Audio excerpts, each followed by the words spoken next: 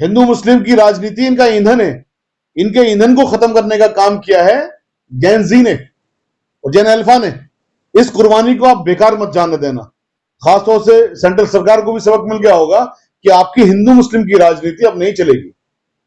ये जो आप आंदोलन को दबाते हो, ये जो आप संविधान के खिलाफ काम करते हो, ये अब नहीं चलेगा, क्योंकि देश का युवा जाग चुका है।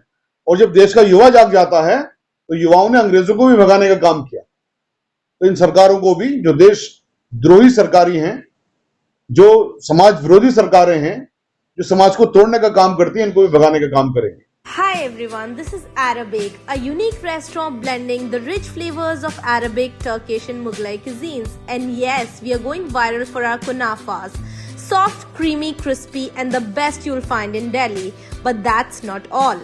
We also offer premium wedding catering, bringing royal Middle Eastern hospitality to your big day. From grand buffets to live kunafa stations, we create luxurious, unforgettable experiences that your guests will rave about.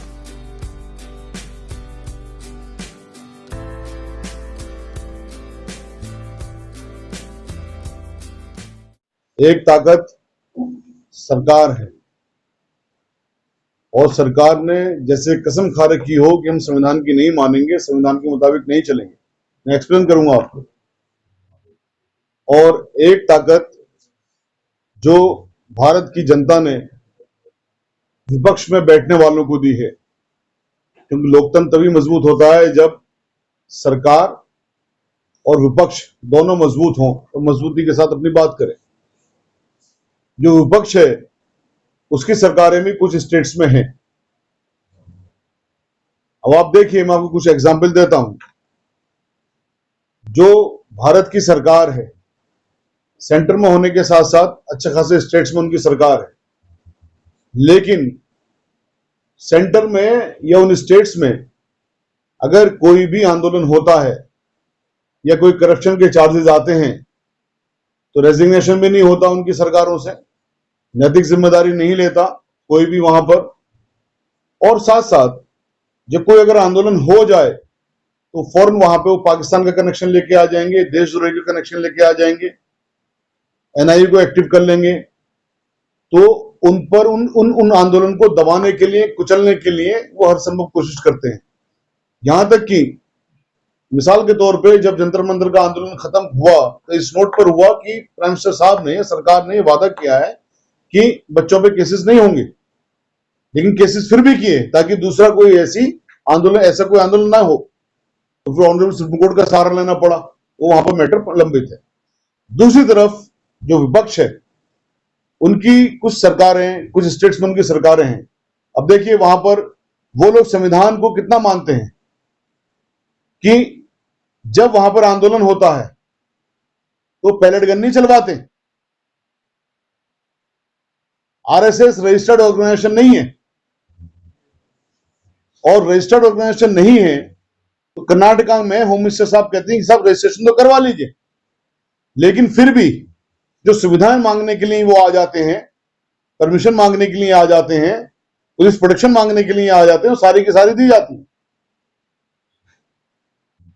Jharkhand के आंदोलन में कोई पाकिस्तान का connection नहीं निकाला गया, किसी भी आंदोलनकारी को देशद्रोही नहीं बताया गया। जो जंतर मंतर में निकाले गए देशद्रोही बताए गए।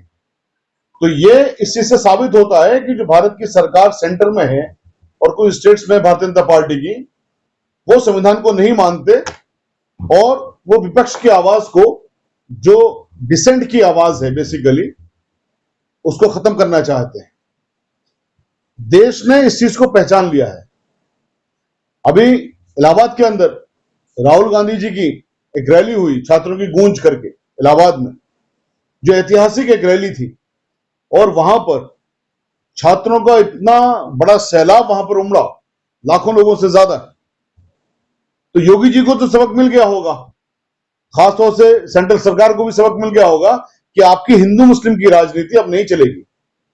ये जो आप आंदोलन को दबाते हो, ये जो आप संविधान के खिलाफ काम करते हो, ये अब नहीं चलेगा, क्योंकि देश का युवा जाग चुका है। और जब देश का युवा जाग जाता है तो युवाओं ने अंग्रेजों को भी भगाने का काम किया। तो इन सरकारों को भी, जो देश द्रोही सरकारी हैं, जो समाज विरोधी सरकारें हैं, जो समाज को तोड़ने का काम करती है, इनको भी भगाने का काम करेंगे। ये इनकी समझ में आ चुका है। अमित शाह साहब से पार्लियामेंट के अंदर अमित शाह साहब रोज जाते हैं, लेकिन पार्लियामेंट के अंदर नहीं जाते, अपने ऑफिस में जाके बैठ जाते हैं। जिस दिन से सेशन शुरू हुआ है 20 तारीख के बाद से, 20 जुलाई के बाद से लगातार एक डिमांड चल रही है कि अमित शाह साहब आके वहां पर बताएं कि पैलेट गन आपने चलवाए या आपकी इजाजत के बगैर आपके अफसरों ने चलवाए। इसमें आपकी कॉम्प्लिसिटी है या आपकी नाकामी है, क्या है, बताएं, इस पर जवाब दें। तो देश को जो गुमराह करने की चीजें करते हैं, देश के साथ जो विश्वासघात ये सब कर रहे हैं, देश ने पहचान लिया है और ये बहुत अच्छी बात है। लेकिन इनके लिए खराब बात है कि अगर आप अब भी नहीं सुधरे तो आप किसी भी स्टेट में बचेंगे नहीं। चौथी जो एक चीज है, अभी पार्लियामेंट के अंदर बिना डिबेट के एक एक्ट पास कर दिया, बिल पास कर दिया गया वंदे मातरम के ऊपर। वंदे मातरम के ऊपर जब आप ये बिल पास कर रहे हो तो कम से कम फिर आर्टिकल 25 पे बहस तो करवा लीजिए कॉन्स्टिट्यूशन के। आर्टिकल 25 सबको धर्म का अधिकार देता है, और वंदे मातरम के जो स्टैंजाज हैं, कुछ स्टैंजाज वो बिल्कुल इस्लाम की रूह के खिलाफ जाते हैं, क्योंकि इस्लाम जो बिलीव करता है, मोनोथिज्म में बिलीव करता है, वो उसके खिलाफ जाते हैं। तो ये जो इनडायरेक्टली अटैक हो रहा है आर्टिकल 25 पे कॉन्स्टिट्यूशन के, और कॉन्स्टिट्यूशन के बहुत सारे आर्टिकल्स पर, जैसा मैंने अभी बताया, राइट टू फ्री स्पीच पे हो रहा है, आंदोलन नहीं करने देते, राइट टू असेंबल पे हो रहा है। तो ये धीरे धीरे करके जो फंडामेंटल राइट दिए हैं हमारे संविधान ने, बाबा साहब ने बड़ी खूबसूरती के साथ, बड़ी मेहनत के साथ में संविधान को लिखा।